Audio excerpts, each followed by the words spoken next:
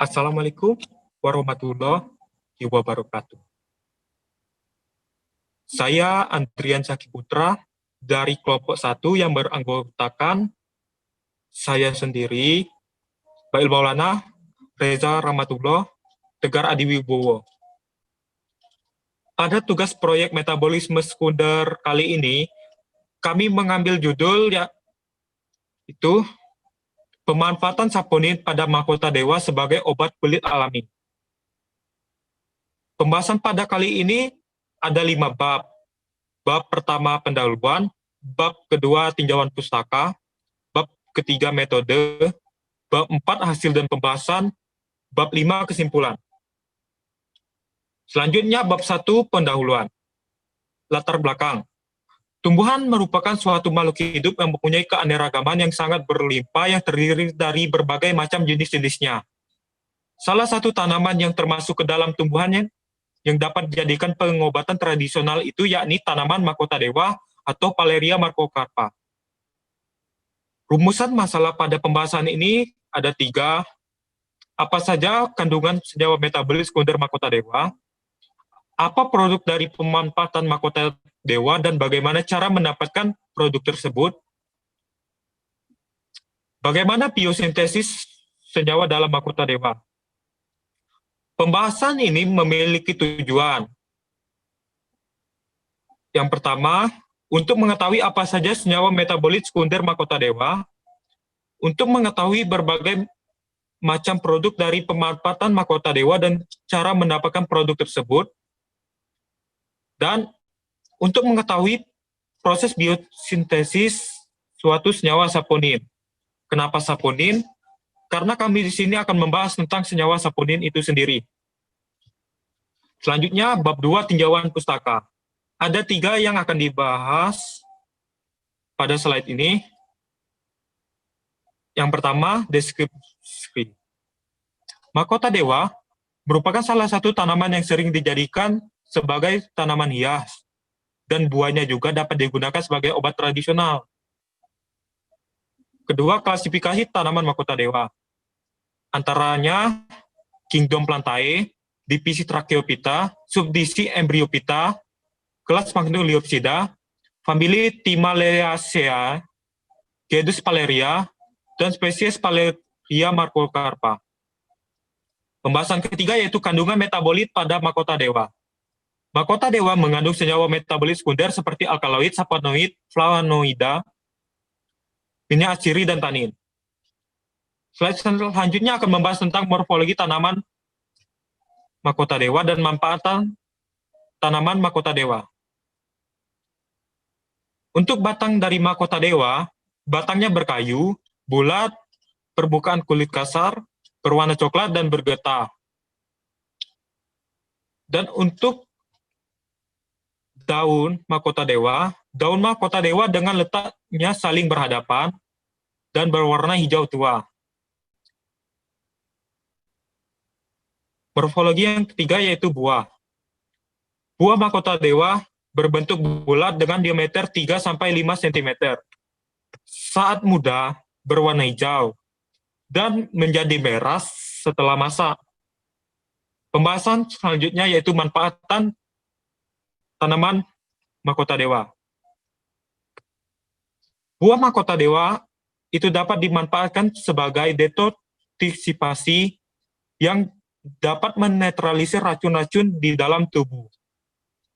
Dapat menjadi sumber antibakteri dan antivirus, meningkatkan sumber kekebalan tubuh, meningkatkan vitalitas, mengurangi kadar gula dalam darah, dan mengurangi penggumpalan darah. Slide selanjutnya akan membahas tentang saponin. Apa itu saponin? Saponin merupakan senyawa glikosida kompleks dengan berat molekul tinggi yang dihasilkan terutama oleh tanaman. Berdasarkan struktur kimianya, saponin dikelompokkan menjadi 3 kelas utama, yaitu kelas steroid alkaloid, dan kelas triterpenoid.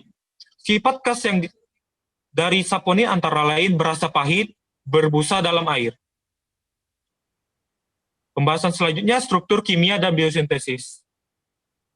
Saponin itu merupakan senyawa turunan dari senyawa karbon yang berjumlah 30, yakni 2,3 squaleosida. Selama sintesis dilakukan oleh prekursor, senyawa saponin kelas steroid dan kelas steroid alkaloid kehilangan 3 metal karbon, sehingga karbon berjumlah 27 buah. Selanjutnya, manfaat saponin. Kami di sini mengambil 3 manfaat. Namun sebenarnya saponin sendiri memiliki banyak manfaat. Yang pertama, bisa mengurangi resiko meningkatnya kolesterol. Yang kedua, dapat mempersempit jalur resiko kanker. Yang ketiga, dapat mengurangi sistem kekebalan tubuh. Maksud saya meningkatkan sistem kekebalan tubuh. Pembahasan selanjutnya yaitu bab 3, metode. Pada proses pembuatan obat kulit dari tanaman mahkota dewa, terdapat 3 tahap. Yang pertama, daun mahkota dewa yang segar diambil 500 gram kemudian dikeringkan. Yang kedua, daun mahkota dewa yang sudah kering dihaluskan dengan menggunakan blender. Daun mahkota dewa tersebut kemudian dimasukkan ke dalam macerator dan diisi pelarut metanol sebanyak 500 ml.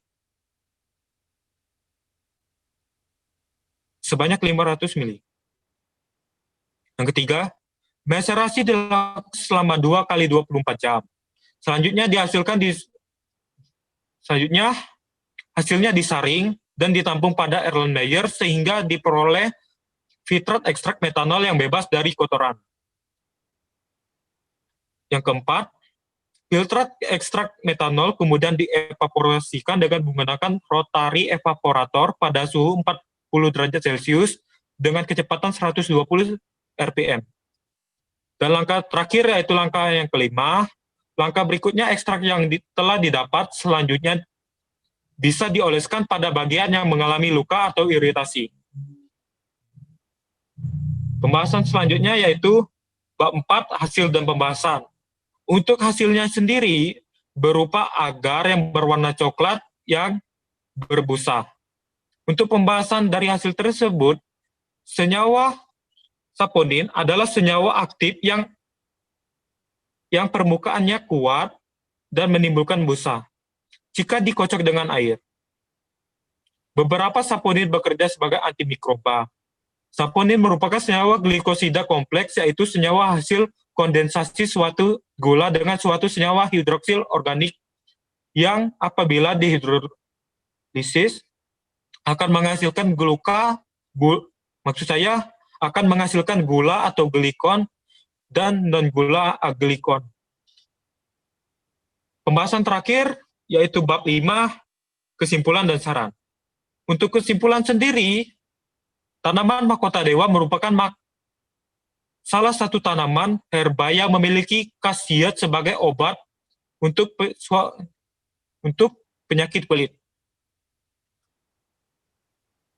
Tanaman mahkota dewa mengandung alkaloid, saponin, flavonoida, minyak aciri, dan tanin. Cara membuat obat kulit dari ekstrak mahkota dewa melalui proses ekstraksi maserasi senyawa saponin pada mahkota dewa.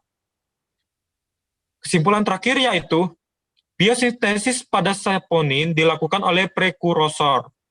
Senyawa saponin kelas steroid dan kelas steroid alkaloid kehilangan 3 metal karbon sehingga karbon berjumlah 27 buah.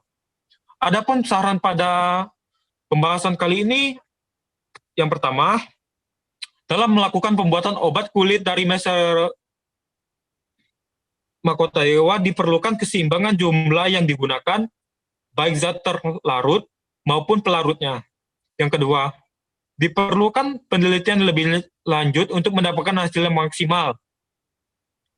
Karena penelitian sebelumnya itu bisa dikatakan bahwa hasil yang didapat tidak terlalu spesifik atau detail. Saran yang ketiga, dalam melakukan pengerjaan diperlukan ketelitian agar mendapatkan hasil yang optimal.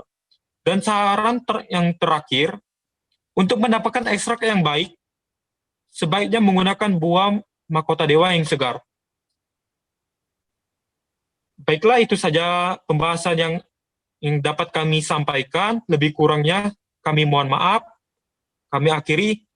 Wassalamualaikum warahmatullahi wabarakatuh. Terima kasih.